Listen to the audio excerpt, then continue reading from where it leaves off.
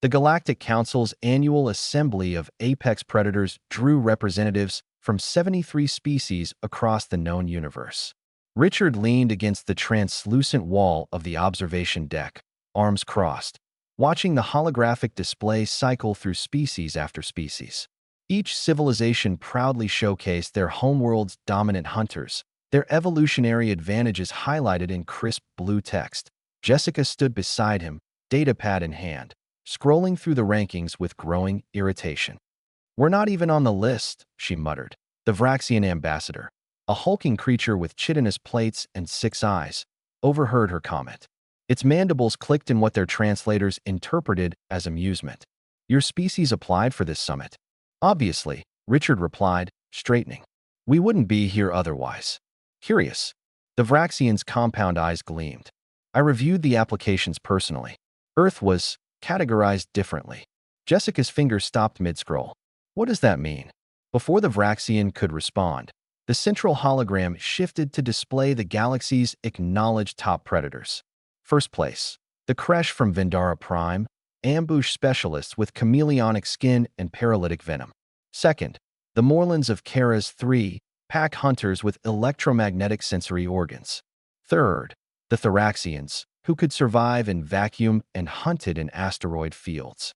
"Impressive specimens," Richard acknowledged. "But I noticed something missing." The assembly hall had grown quiet. Delegates from dozens of worlds turned their attention to the human representatives. "Where's Earth?" Jessica asked, her voice carrying across the chamber. A Kresh delegate, its skin rippling through shades of purple, responded with what sounded like hissing laughter. "Earth? Your planet is classified as a Class 12 Death World. You are not apex predators. You are survivors." Richard's jaw tightened, but Jessica placed a hand on his forearm. She stepped forward, addressing the assembly. "Let me understand this correctly," she said, her tone measured. "You've classified us out of the running because our planet is too dangerous?" "Precisely." A crystalline Lemurian chimed, its voice like wind through caves. "Death worlds produce hardy species, yes, but not refined hunters. Your evolutionary pressure came from surviving your environment, not dominating it." "Exactly," Richard said, his voice sharp enough to cut the murmurs that had begun circulating through the hall. The chamber fell silent again. Jessica pulled up Earth's file on her datapad and projected it into the central display, overriding the current presentation. Gasps and alarmed chirps echoed through the space as Earth's statistics filled the hologram. "Gravity, 1G, that's 30% higher than the galactic average," she began. "Atmospheric oxygen content, 21%. Most of you would consider that violently corrosive." She glanced at the Lemurian delegate, whose people breathed methane. "Fatal, in some cases." Richard picked up the thread. "Our planet experiences regular seismic activity, volcanic eruptions, hurricanes with wind speeds exceeding 300 kilometers per hour. Temperature ranges from -90 to +70 degrees Celsius. And the life?" Jessica continued, warming to the subject.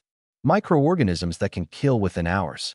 Plants that evolved neurotoxins, cardiac arresters, and hallucinogens just to avoid being eaten.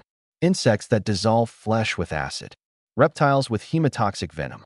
Mammals with enough bite force to crush bone."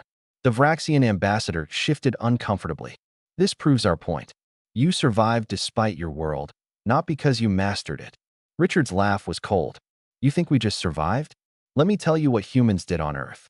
He began pacing, and the assembly tracked his movement like prey watching a circling predator. "We didn't have venom, so we invented poison. We didn't have claws, so we napped flint into blades. We didn't have chameleonic skin, so we created camouflage. We couldn't sense electromagnetic fields, so we built compasses and GPS networks." Jessica added, "We domesticated the wolves that hunted us.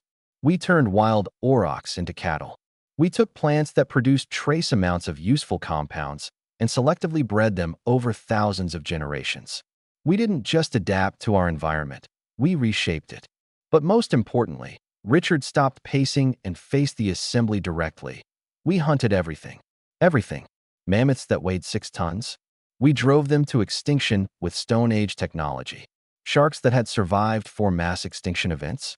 We put them on our dinner plates. We climbed to the top of the food chain on a planet that was actively trying to kill us every single day. A Thoraxian delegate, its carapace gleaming under the assembly lights, spoke up. This is merely aggression, not precision hunting. Is it? Jessica pulled up another file. Humans can track prey across continents using nothing but visual cues. We can identify individual animals by their footprints. We have pursuit predation capabilities that allowed our ancestors to chase prey until they collapsed from exhaustion, sometimes over distances of 40 kilometers. We have cognitive abilities that let us predict animal behavior, set complex traps, and coordinate hunting strategies across dozens of individuals, Richard added. And unlike every species in this room, we're persistence hunters. We don't need to be faster or stronger. We just need to be relentless. The assembly had gone completely quiet. Jessica's voice dropped to something almost conversational. You asked where Earth was on your list. You said it's a death world, and we said exactly. Because every organism on our planet is either a survivor of the most hostile environment in known space, or it's extinct because we hunted it. Richard smiled, and there was something predatory in it. So yes, we come from a death world, which means we didn't just evolve to hunt. We evolved to hunt things that were trying to hunt us back. The Vraxian ambassador's mandibles had stopped clicking. The Kresh's skin had faded to pale gray. The Lemurian's crystalline structure seemed dimmer. Perhaps, the Thoraxian finally said, the classification system requires revision. Jessica closed her datapad with a soft click. Perhaps it does. As the assembly dissolved into heated debate, Richard and Jessica walked back toward the observation deck.